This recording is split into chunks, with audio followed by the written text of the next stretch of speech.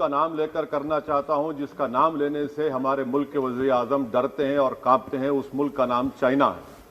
और इस चीन ने 45 साल के बाद भारत और चीन की सरहद पर हमारे 20 सिपाहियों को मार दिया और उनकी मौत, उनकी शहादत रायगा जाने दे रही हुकूमत।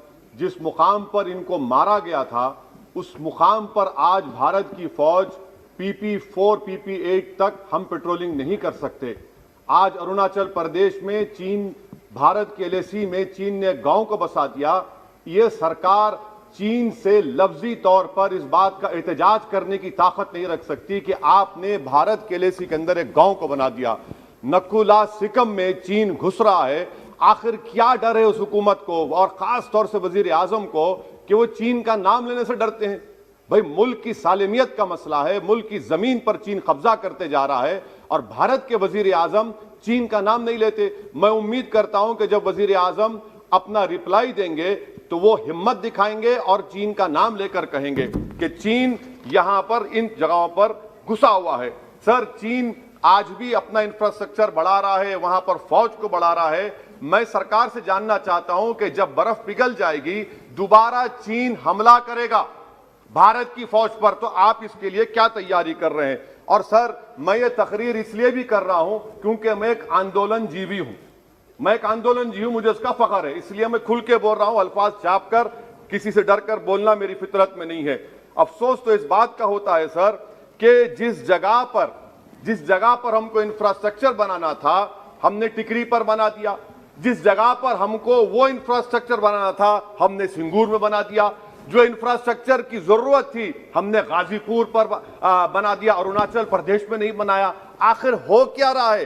क्या किसान से जो बर्ताव किया जा रहा है वो ऐसा लग रहा है कि वो चीन की फौज बनी हुई है और जो चीन की फौज से बर्ताव किया जाना था आप किसानों से कर रहे हैं? तो मैं इस हुकूमत से जानना चाहता हूं कि इंफ्रास्ट्रक्चर और ये किसानों से क्यों जुल्म किया जा रहा है? सर, यहां पर ये तीनों कानून को लेना पड़ेगा वापिस, आपको आपकी अना को थोड़ा मिटाना पड़ेगा और तीनों कानून को वापस लेना पड़ेगा। सर, यहां पर मेरे को साहिर लुधियानवी का एक शेर याद आ रहा है। मैं साहिर लुधियानवी के साथ माजरत के साथ उस शेर में तरमीम करके कहना चाहूंगा कि जो मौजूदा हालात पर के साहिर लुधियानवी का शेर को थोड़ा तब्दील करके कि चीन पर करम, किसानों पर सितम, रहने दे थोड़ा सा भरम, ऐ जाने वफा ये जुल्म ना कर। ये साहिर लुधियानवी ने कहा था। हाँ, आपसे पूछ के करेंगे क्या? आप तो टुट्टे शायर हैं, ना शायरी आती आपको, ना ज़ौक़ है, ना कुछ है, बोले जाते हैं क्या क्या बोलते हैं आपको ही मालूम। बहरहाल सर, ये जो किसानों का कानून है इसमें क्या काला है? काला इसमें यह है कि इस हाउस को एग्रीकल्चर स्टेट सब्जेक्ट है और कहां लिखा है संविधान में?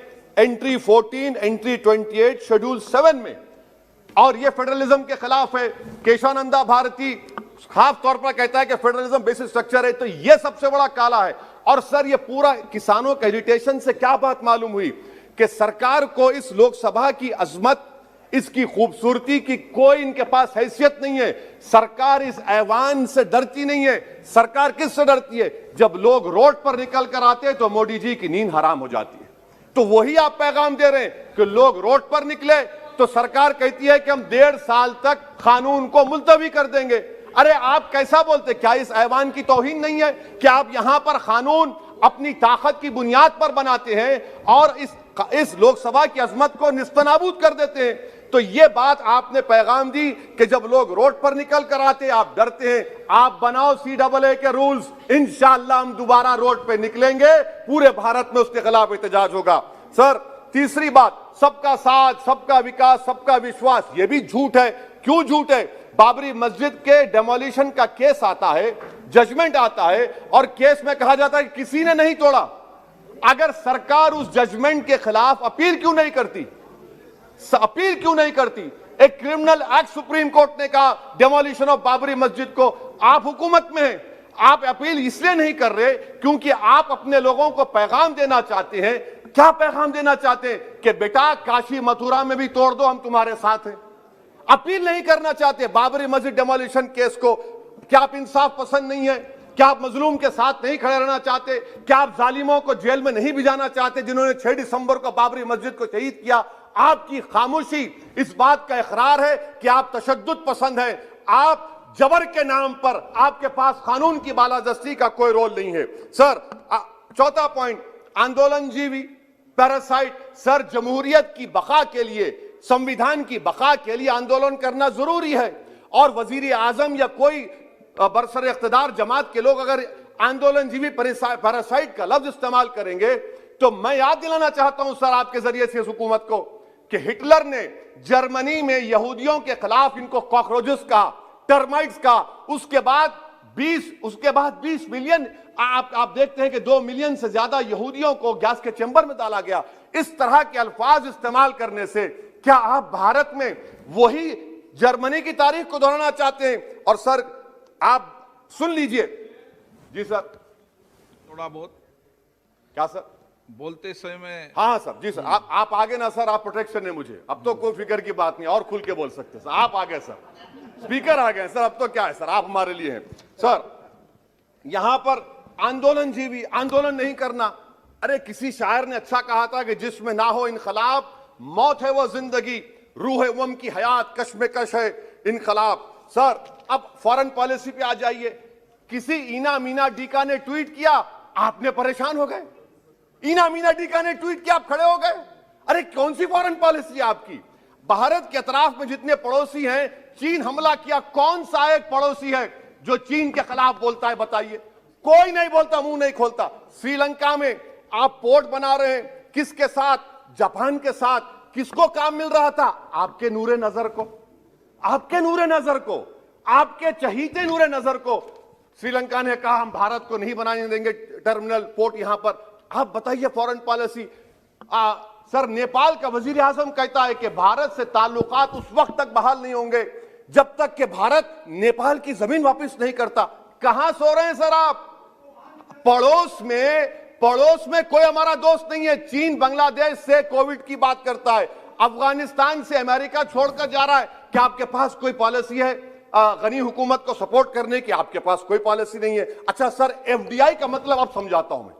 एफडीआई का मतलब यह है कि 5 फरवरी को ब्रैड शर्मन जो अमेरिका के रिप्रेजेंटेटिव, उनके पास भारत के अमेरिका के सफीर गए, तो ब्रैड शर्मन ने ट्वीट कर कहा कि भारत सरकार को इंटरनेट खोलना चाहिए, भारत सरकार को पीसफुल प्रोटेस्ट करना चाहिए। कौन होता है ब्रैड शर्मन जो भारत को सिखाए?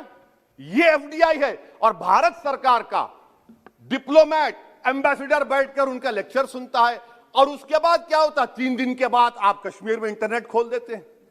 ये आप एफडीआई कर रहे हैं, हम नहीं कर रहे हैं। अच्छा, बात कश्मीर की आई। कौन है इम्तियाज, कौन है अबरार, कौन है इब्रार? इनको शोपियान में एनकाउंटर पर मार दिया गया, प्रूव हो गया। और ब्रिगेडियर आरा सेक्टर का जिसने इनको टेररिस्ट कहकर मारा, उसको अवार्ड देते हैं आप। सर, इन मरने वाले कश्मीरियों के लिए कौन रोएगा? क्या वजीर आजम रोएंगे? क्या वजीर आजम रोएंगे? क्या कोई रोएगा? अच्छा सर, एक और बात सर,